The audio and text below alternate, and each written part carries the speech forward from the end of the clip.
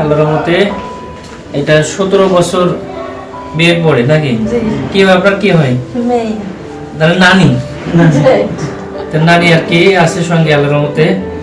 তো আল্লাহর রহমতে সবচেয়ে দুনিয়াতে আমার মনে হয় কাপল দিয়েছেন সবচেয়ে বড় নিয়ামত সেটাই আমরা দোয়া করি। এই জন্য আমি ডাক্তার, আমি যে সেবা করার সুযোগ পাইছি তার জন্য তার থেকে বেশি আরো সে মানুষের জন্য সেবা করতে পারে এবং অনেক বড় হোক। নানি কি দোয়া করতেছে তো ডাক্তারের জন্য?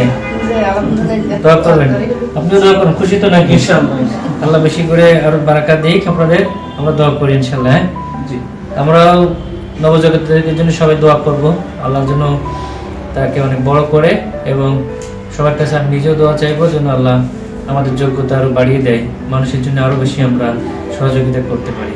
আসসালামু আলাইকুম।